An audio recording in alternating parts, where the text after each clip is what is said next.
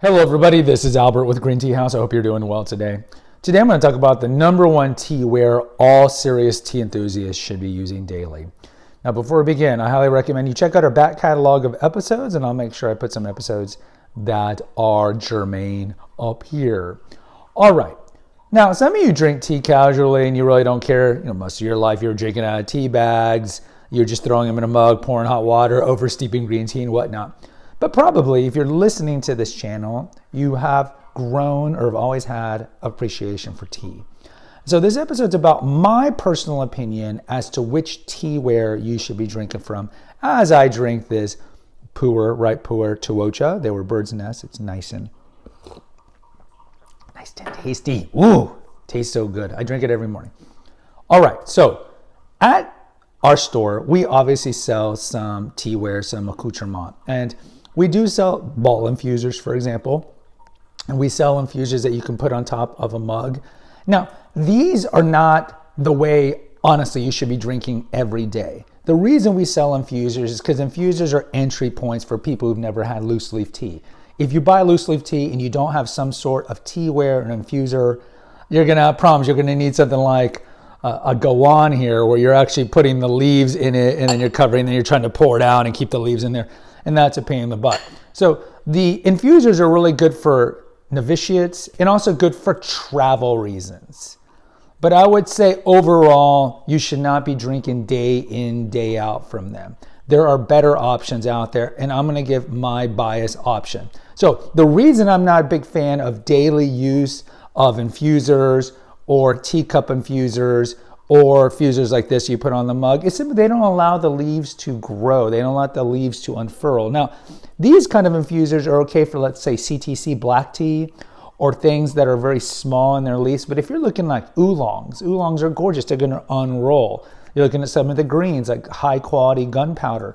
They're going to unroll. And so when you have them in infusers, they're not going to be able to unroll and get that surface level that you're really going to need to get a good cup of tea, because these leaves get rehydrated, and part of that they're going to open up.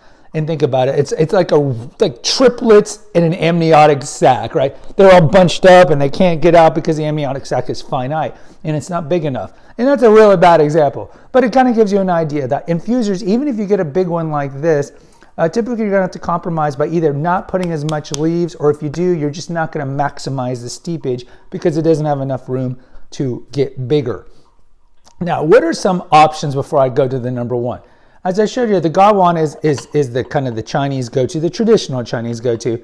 You just put the leaves in here and you fill it up and then you pour it out. The reason I don't like to use the Gawan as often is because you do have to make sure when you pour it out that the leaves don't come out. And this is not a problem if you're doing like an oolong. But let's say you're doing maybe some Robust blend or something that's got a lot of small parts to it, maybe like a Gyokuro or something like that. You do have to worry about it coming out. And then also, we talked about the Chinese tend to drink smaller servings of tea. And like, there's nothing wrong with 6 ounces of tea, but we Americans, we like to drink bigger. So that's my issue with the Gawan. Then you guys don't like the Yiqings. Yiqings are also from China. This is a very small Yiqing. They have much bigger ones. I love the Yiqings.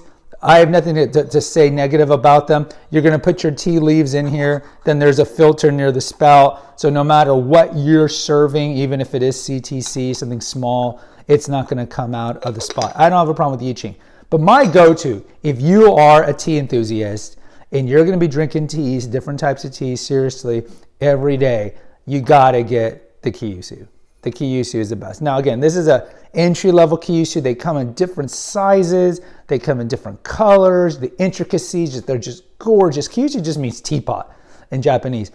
I like Kyushus because, and look, one of the traditional beliefs of Kyushus is that they all have the handle on the side. Not all of them do. But the reason I like Kyushus more than these other things is because, again, like the other thing, that you can just put the tea leaves in here. There's going to be a filter at the spout. But just the versatility of it, where I can just one-hand it, put my thumb on the top, one hand, I'm like, da-da-da-da, and just pour it into the cup, It's just so versatile. It's just so versatile.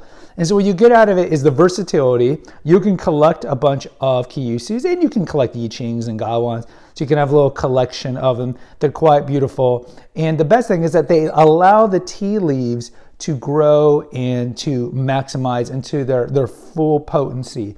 And most, if not all of the Asian world, when they are steeping their teas, they're gonna use something that allows the leaves to infuse, because that's the way it's meant to be drank since the Ming Dynasty essentially legalized loose leaf tea. You go to the episode we have in the history of tea, how beforehand tea was not loose leaf necessarily. And so why not drink it the way that the majority of the world who knows about tea drinks it that way? And so I would say, get a Ki-Yusu. The last thing I want to talk about is a Kung Fu set. The Kung Fu sets are really beautiful. I have a Kung Fu set.